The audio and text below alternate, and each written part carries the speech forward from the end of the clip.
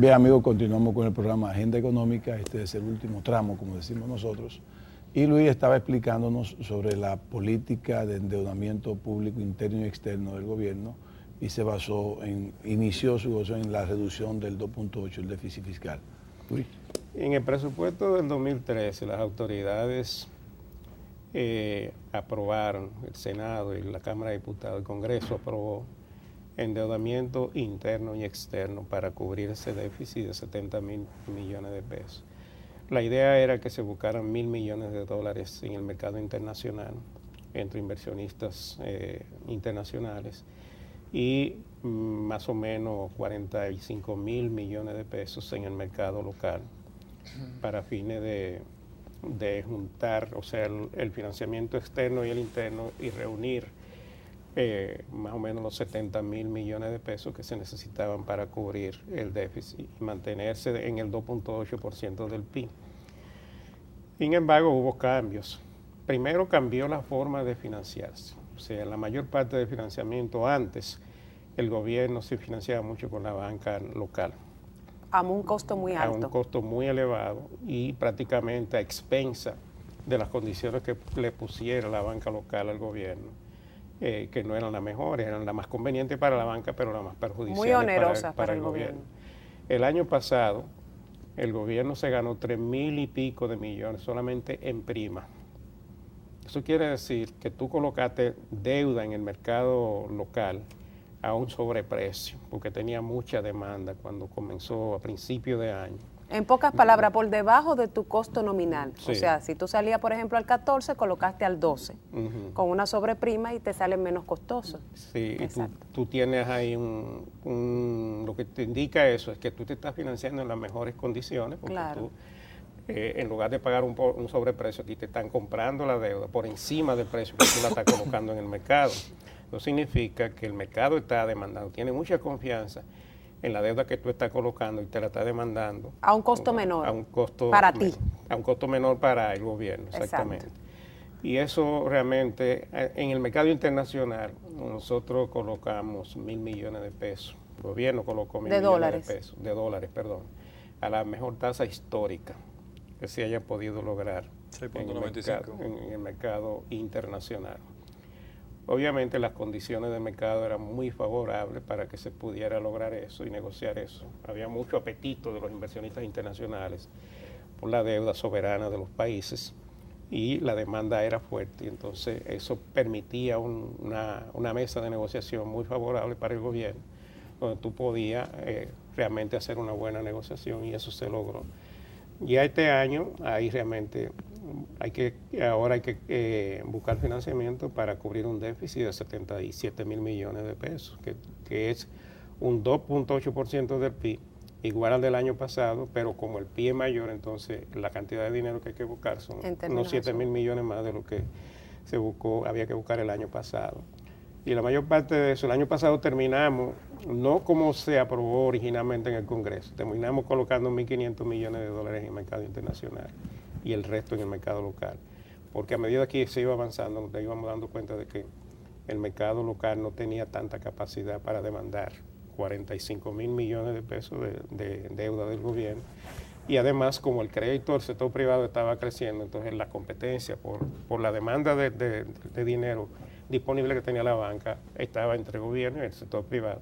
Entonces el gobierno prefirió darle el espacio al sector privado e irse al mercado internacional, buscar 500 millones de lo que estaban previstos a negociarse internamente para no entorpecer el desenvolvimiento interno de crédito a nivel local. Que es más positivo. Con el sector privado.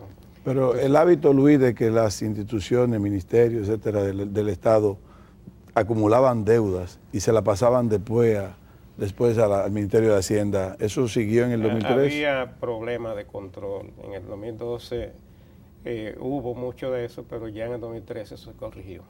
Los atrasos. Totalmente. O sea, tú no podías usar del presupuesto más de lo que tenía asignado, porque no te lo permitía. Los controles que se establecieron y la misma decisión del presidente Medina dijo, no señor, usted va a gastar lo que usted tiene asignado en el presupuesto. Anteriormente lo que hacía la gente era que gastaba y después le mandaba papeles al Ministerio de Hacienda y eso se convertía en deuda pública. Pero hay una actitud que, por ejemplo, Ezequiel y nosotros fuimos testigos el 24 de diciembre, que fue un día en que tuvimos fue el 24, ¿verdad, Ezequiel? Sí. Que es algo, para nosotros es histórico, que ha estado pasando en el gobierno, y es que el presidente Danilo Medina está obligando a sus gestores, a sus ministros, a pagar las deudas viejas. O sea, cúmpleme con lo actual. Ahora, no de todo lo que tú tengas, o sea, sin importar la fecha, estoy hablando de deudas que pueden ser hasta de 20 años atrás. Sí. Bueno, Luis debe saberlo perfectamente. O sea, como vacía Balaguer, boroneame a todo el mundo. O sea, y eso está pasando, y se está recuperando todo ese crédito, y está movilizando todos esos sectores que desconfiaron del gobierno. Pero algo más importante. Él decía, para ayudarte y complementar, sí, es que él decía, para el presidente dice, en 4 años de gestión nuestra, por lo menos el 50% de la deuda vieja debe ser cubierta. Exacto. Por lo honrada. Eso, lo cual es una gran cosa. Pero un evento también interesante, por ejemplo, los grandes contratistas del gobierno. La gente no puede pensar, como como tú decías inteligentemente, la parte mediática. O sea, no, esos son unos corruptos, se robaron todo. Bueno, pero, óyeme, tú coges a 4 o 5 de esos grandes contratistas y esa gente movilizaba un valor agregado duro en la República Dominicana y empleaba 40 o 50 mil personas. Una de las cosas más negativas que tuvo este 2013 que pasó es que el impacto de las reformas sobre el empleo fue devastador y el gobierno no pudo recuperarlo. No, pues, por ejemplo, ¿y cómo trató? No, y ahí hay un elemento, que eso se va a analizar también, José Manuel, cuando el gobernador de las cifras, con la tasa de desempleo, que aunque tú ves que quedó relativamente en la misma posición, también hubo un elemento que la población económicamente activa aumentó, porque más personas estuvieron disponibles a buscar empleo por el nivel de certidumbre y de confianza que crearon las nuevas autoridades gubernamentales. Entonces hay un neteo. Exactamente, aunque tú ves que no hubo mejoría en términos porcentuales, tú ves el crecimiento de la base a través de la población económica. Sí, pero recuérdate que, o sea, para una empresa, por ejemplo, y lo sabemos porque sabemos de empresas comerciales, no digo los nombres, que liquidaron a una gran parte del personal entre enero y junio. Ahora, las empresas no hacen lo mismo cuando adicionan. Porque si tú cerraste un negocio, no lo vas a abrir para satisfacer a un gobierno, no. Lo voy a abrir porque hay rentabilidad y porque tengo mercado. Entonces, ese proceso es más largo. Ahora, por ejemplo, el gobierno, ¿qué hizo inteligentemente? Porque el gobierno manejó muchos recursos en diciembre y el presupuesto estaba inflado de dinero. El presidente Danilo Medina le pagó a todos los grandes contratistas. Sí. Oye, fulano, mira, ¿cuántos son? 2.000, y dio una señal clara sobre el apoyo de las MIPYMES, que es el elemento generador y el que mueve la economía dominicana. Exacto, pero cuando tú, por ejemplo, te lanzas a eso y tú dices, bueno, yo estoy apoyando, esta gente me apoyó al gobierno, apoyaron al gobierno del PLD, que yo no lo voy a dejar con 2 o 3 mil millones de deuda, sin que puedan en un momento donde yo lo necesito ahora, venir en mi auxilio y producir grandes proyectos, emplear mucha mano de obra y disparar la economía. Y eso fue lo que hizo el presidente en diciembre. Claro. Ahora, yo particularmente entiendo que lo peor pasó. Veo el vaso medio lleno. De cara al 2014 veo unas expectativas positivas. El suyo está muy lleno. en lo que tiene que ver con un mayor crecimiento de la economía, cercano al 5%, donde la mayoría de los sectores, agropecuario, construcción, inclusive manufactura, MIPYMES, exportaciones, unas reservas internacionales en cifras récord, de manera que están todas las condiciones dadas para que realmente el 2014, que ya tendremos la oportunidad de analizarlo en este programa de Agenda Económica, puedan sentar las bases para que las expectativas estén sembradas positivamente sobre la economía dominicana. Y una de las inquietudes que tiene Ezequiel es el crecimiento de las exportaciones.